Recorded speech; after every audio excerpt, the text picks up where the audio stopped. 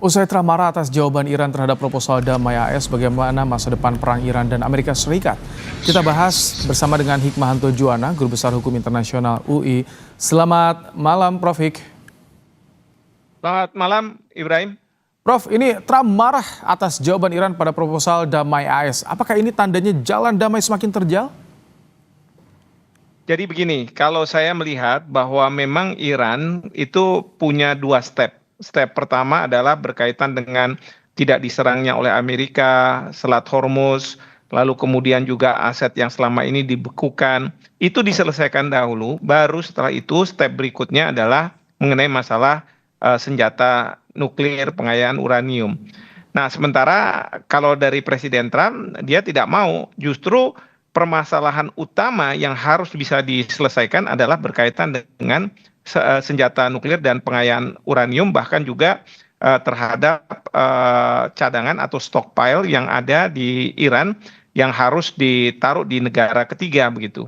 Nah, di sini saya melihat memang tidak ada titik temu kalau seperti ini. Memang ini yang harus diupayakan oleh pihak Pakistan. Kalau misalnya Pakistan masih menjadi mediator untuk apa ada kesepakatan di antara Amerika Serikat dengan Iran mengenai masalah proposal ini, begitu. Oke, ini kan Trump kecewa, marah, dia bilang sampai 3-4 kali Iran berubah pikiran. Tapi mengapa Trump masih memberi celah untuk negosiasi, Prof, menurut Anda? Karena di dalam negeri, Trump itu tidak mendapat dukungan apabila dia melakukan serangan balik kepada Iran, muncul serangan lagi, gitu ya. Pertama, Kongres banyak yang tidak menyetujui, bahkan Partai Demokrat itu sangat kritis, yang seolah-olah dia menyuarakan kepentingan Iran terkait dengan perang yang dilakukan oleh Amerika Serikat. Belum lagi anggaran untuk perang itu kan harus di-approve lagi oleh Kongres, bahkan juga 60 hari yang kemarin sudah dipakai oleh Trump. Kalau mau menyerang kembali, itu harus dapat persetujuan dari Kongres Amerika Serikat. Dan sekarang Partai Demokrat Amerika Serikat itu sedang menyiapkan sebuah undang-undang yang mengharuskan atau yang tidak memungkinkan Trump untuk melakukan perang kembali. Itu yang pertama. Belum lagi masyarakat di Amerika Serikat itu sangat mengeluh dengan harga minyak yang melonjak sampai hampir 50%, bahkan lebih dari 50%. Nah, itu yang membuat Trump dia masih memberikan kemungkinan untuk berdiplomasi meskipun dia mengancam. Intinya adalah dia mengancam Iran untuk kamu harus terima, kalau tidak saya akan serang. Tapi sebenarnya Iran juga tahu bahwa Trump itu dukungan di dalam negerinya tidak ada, sehingga Prof, dari pihak Iran dia bermain dengan waktu. Prof, gitu. Artinya saat ini justru Amerika Serikat, Donald Trump sedang ada dalam tekanan termasuk dari dalam negerinya. Jadi tak punya pilihan lain bagi Amerika Serikat selain negosiasi tadi ya? Betul, betul. Di dalam negerinya dia dapat tekanan, lalu dari luar negeri kita tahu ada Inggris, Prancis yang mau membuat grup atau kelompok aliansi sendiri untuk pembebasan dari Selat Hormuz yang dia tidak mau dikaitkan dengan Amerika Serikat. Itu artinya tekanan. Bahkan juga kan dari Cina, Rusia kalau ada resolusi untuk membuka Selat Hormuz selalu diveto. Nah, jadi Trump ini mendapat tekanan di dalam negeri dia, dari luar negeri dia, tapi sementara dia ingin bahwa dia harus keluar sebagai pemenang perang. Ini yang orang bicara tentang exit strateginya seperti apa.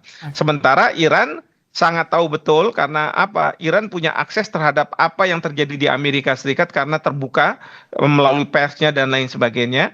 Sehingga dia bisa menghitung apa yang harus dia lakukan dan apa yang tidak mungkin Trump lakukan gitu. Oke, kalau ini soal akan bertemu dengan Tiongkok, dengan Xi Jinping nih, Donald Trump, apakah bisa nanti untuk menekan Iran untuk membuka Selat Hormuz? Karena kan Hormuz ini yang jadi objek vitalnya nih, Prof. Ya, justru kalau saya melihat begini, memang nantinya ujungnya itu perang ini tidak akan ada kesepakatan. Karena proposal ini sangat jauh untuk bisa disepakati. Saya melihatnya seperti itu ya, satu. Yang kedua adalah perang ini akan diambangkan dengan adanya gencatan senjata. Yang penting bagi Iran adalah Amerika Serikat tidak lagi menyerang Iran. karena dia defensif. Sementara kalau dari Amerika Serikat kan sudah mengatakan Epic Fury sudah berakhir, dan kalaupun ada dia melakukan serangan itu kalau Iran duluan yang menyerang dia secara nyata. Nah, lalu kemudian yang isu terbesar itu berkaitan dengan Selat Hormuz. Bagaimana nih Selat Hormuz? Nah, sekarang ini dunia yang tadi saya katakan, Inggris beraliansi dengan Prancis dan mungkin banyak negara, dia akan mengatakan pada Iran, ini bukan kaitannya dengan Amerika Serikat, tapi dunia sangat terpukul dengan penutupan dari Selat Hormuz ini. Jadi kita akan selesaikan dengan Iran, tapi tanpa melibatkan Amerika Serikat. Dan itu bagi Amerika Serikat itu sama saja, mohon maaf ya, menempeleng mukanya Amerika Serikat, karena dunia tidak lagi percaya sama Prof, Amerika. Kalau gitu, daya tawar Amerika Serikat sendiri apa sih yang bisa digunakan untuk menekan Iran saat ini? Jika tadi bacaannya seperti itu, banyak tekanan justru yang didapat. Ya, kalau menurut saya sih gertakan-gertakan dari Trump bahwa